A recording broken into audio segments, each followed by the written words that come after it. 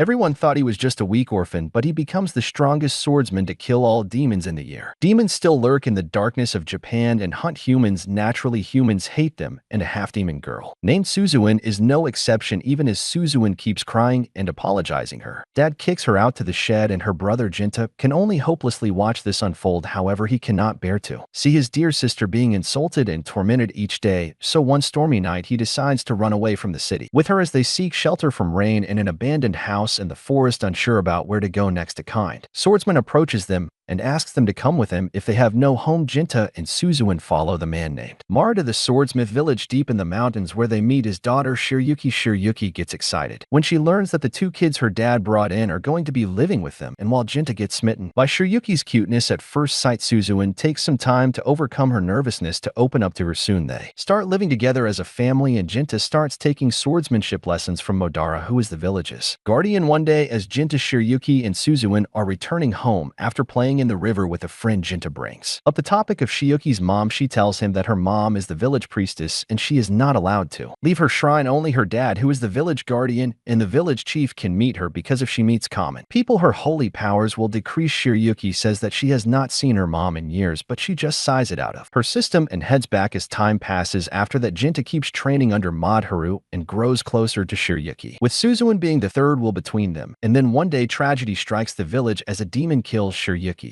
mom, and her dad sacrifices his life to stop it from escaping. The night after their funeral, Shiryuki tells Jinta that she is going to be the next priestess after her mother because she wants to protect the village. She claims that the only thing she will regret is that she won't be able to see Jinta again, and he promises her that he will work hard to become her guardian so that they can be with each other again. Many years have passed since then, and both of them have kept their promises. Shiryuki is the priestess of the village, while Jinta is her guardian as well as the strongest swordsman in the village. One day, as he reports to Shiryuki and the village council about the demon he recently killed in the forest, all the old guys get tense. They fear that the demons are aiming to eat the liver of the priestess, because according to folk stories, it can make them immortal. However, Shiryuki believes that the demons are trying to get their hands on the legendary sword called Yurei that has been passed down in her family from one priestess to another. This worries the village chief, but his son Kyo, who is the second guardian, tells him not to get his panties in a bunch because the priestess has two capable warriors guarding her. He then proceeds to throw shade at Jinta by calling him an illiterate musclehead, but Shiryuki stops their fight before it can even start. After the meeting ends, everyone leaves the room except for Jinta, and Shiryuki comes out from behind the curtain because she is tired of acting formally in front of everyone. She makes Jinta call her by her name and then tells him that she has a special guest for him today. Jinta immediately realizes that she is talking about Suzuin, and he enters her private room to see his sister, who has not grown at all in years, sleeping peacefully. Jinta is not happy that Suzuin is breaking the village rules by being here, but Shiryuki takes her side because all she wanted was to meet her brother, who is busy with his work. Jinta wakes Suzuin up and tells her not to come to the shrine because it is against the rules, but she throws a tantrum in response. Suddenly, Jinta hears someone coming and Suzuin sneaks out of the shrine before she is spotted. The visitor turns out to be the village chief, who asks to speak in private with Shiryuki, even telling Jinta to leave the room. The next morning, Jinta returns home because he has been given a day off. Suzuin is happy to learn this because she plans to spend the entire day with him. But then, to her utter surprise, she sees Shiryuki in their house. Both Jinta and Suzuin are stunned to see her and ask how can she leave the shrine. Shiryuki playfully tells them that she got special permission from the village chief to go outside and she wants to spend the day with them. Suzuin gets excited on hearing this, and she suggests that the three of them have breakfast together like old times. After breakfast, Jinta decides to take Shiryuki to the village, and Suzuin happily waves them off, but once they leave, she lets her frustration show. Meanwhile, everyone in the village is dumbfounded when they see Jinta with a pretty girl because they don't recognize Shiryuki's face after years of not seeing her. Even when they reach the restaurant of their childhood friend, she fails to recognize Shiryuki, and that makes her a little sad. After spending the entire day together, Shiryuki leads Jinta to the very spot they promised to become the priestess and the village guardian. In the past there, Shiryuki suddenly tells Jinta that she is going to marry Kyo, the village chief's son. Jinta's eyes widen in shock and horror as Shiryuki explains that the village chief lectured her about having a kid to protect her bloodline in case demons are coming after her. He told her to marry his son because he is a guardian and will one day become the village chief. Shiryuki says that she agreed to the proposal as the priestess because that is the best for everyone in the village, but she tells Jinta that he is the only man she has and will ever love. She says that one part of her wants to run away from the village to start a new life with him, but she knows he will never agree to do that. Jinta affirms, saying that he worked hard to become her guardian because he respected her decision to become the priestess, and if they abandon their roles they will never be able to face each other properly. He tells her that he loves her too, and he will continue doing his duty to protect her and the village from any threat. The next day, Shiryuki sends Jinta on a mission to hunt two demons spotted outside the village, but before he goes, Kiyo wants to have a word with him. He aggressively confronts Jinta, asking how he can be such a wuss and allow the woman he loves to marry another man without even a reaction. Jinta coldly tells him that he doesn't mind it if it is for the sake of the village, and Kiyo realizes that something is seriously wrong with him. Jinta just ignores him and goes to the forest to search for the two demons, unaware that one of them has already made her way to Suzuin. As Jinta is quietly walking through the forest, the second demon launches a surprise attack on him, but he manages to parry it easily. The demon tells Jinta that he is impressed by his skills, but Jinta has no time to talk and he charges at him instantly. He finds it hard to cut through the demon's tough skin at first, but with his second strike he manages to take his arm before narrowly dodging a crushing blow. Instead of being furious, the demon becomes even more impressed by Jinta, asking the reason he trained to become so strong. The demon asks him why he wields a sword, and Jinta says that he fights to protect the ones he loves. At the same time, the female demon approaches Suzuin, telling her that she is one of them too. Suzuin frantically denies that, clinging to Jinta's shirt as she says that she is a human. The demon realizes that Suzuin loves her brother so much that she has conquered her demon nature and remained a human. Suzuin excitedly starts telling the demon about Jinta, saying that he is everything to her, and the demon tells her that someone is out to hurt her brother and she must stop them. Suzuin refuses to believe her, so the female demon uses her power of foresight to show her a vision of the future in which Shiryuki is undressing as she starts making out with Kiyo. Suzuin can't believe that because she is certain that Shiryuki loves Jinta, so the female demon tells her to come with her so that she can see the truth with her own eyes and help her brother. On the other side, Jinta and the male demon are still fighting in the forest. Jinta asks the demon why they hurt humans, and he replies that all demons have a purpose that they cannot ignore, and they do everything so that they can achieve it. Jinta says that he will stop the demon from harming anyone and rushes towards it while the demon enlarges his arm to face him. Hidden one punch from the demon tears Jinta's arm and his sword shatters after clashing with his hard skin. However, Jinta doesn't give up and he grabs the shattered tip of his sword to stab the demon's heart before he can attack again. His attack is fatal and the demon falls down, but he is satisfied because he has fulfilled his purpose. He tells Jinta that his partner has the power of foresight and she saw that years in the future the demon god will be born in this village. He says that even now the strongest of all demons lives in this village and they came here just to get her. Jinta realizes that he is talking about Suzuin, but before he can do anything the demon decides to give him a parting gift in the form of his powers. As his arm forces itself down Jinta's throat, the demon asks Jinta what he will do when those he wants to protect become unworthy of it. At the same time, Kiyo is trying to do the deed with Shiryuki, and when she resists he asks her if she wants Jinta to be back in time. To hear her moans, this harsh statement helps Shiryuki make up her mind, and she begins stripping as she says that it is the duty of a priestess. Kiyo freaks out because he really didn't expect her to cooperate, but just as Shiryuki is about to kiss him, the female demon brings Suzuin there to see everything with her own eyes. Back in the forest, Jinta wakes up and surprisingly all his injuries have vanished. He immediately rushes to find Suzuin, but to his horror the entire village is on fire. He ignores everyone as he rushes to the shrine where the devastated Suzuin calls Shiryuki a hoe for pretending to love Jinta and then settling for any guy she finds. Shiryuki tries to explain her position, but Suzuin refuses to hear anything. She begins crying as she says that she loves Jinta too and wants to be with him, but he is in love with Shiryuki. That is why she endured everything and refused to grow up so that she would always remain his little sister and he would get to be happily married to Shiryuki. Shiryuki tells her that she cannot do that because she has some duties to the village as the priestess, and Suzuin snaps at this. She tears off her bandages covering her eye and begins cursing Shiryuki. Seeing this as her chance, the female demon starts manipulating Suzuin, telling her that she should save her brother from getting hurt by this and kill her before she can cheat on him. Shiryuki's cries don't reach Suzuin at all, and she is corrupted by the female demon's words. Suddenly her dark powers burst out and she grows into an adult demon ready to kill Shiryuki. Kiyo tries to protect her, but the female demon knocks him down and drags him out because she has some use for him, leaving Suzuin alone with her target. Shiryuki is terrified as Suzuin draws the legendary sword of her family, but before she can attack, Jinta arrives there. Shiryuki runs towards towards him and Jinta hugs her tightly, but that is not enough to save her as a swift slash from Suzuan makes her head go. Flying, the devastated Jinta can't even process that he is holding Shiryuki's bleeding corpse in his arms when Suzuan suddenly appears behind him and tells him that she did it for him. Jinta doesn't recognize her and only thinks of her as the demon who killed the woman he loved, and he angrily charges at her. Suzuan dodges his attacks and asks him what is wrong with her, and only then does he realize that he is facing his little sister. Jinta asks her how she could do this to Shiryuki, and Suzuan says that she was just a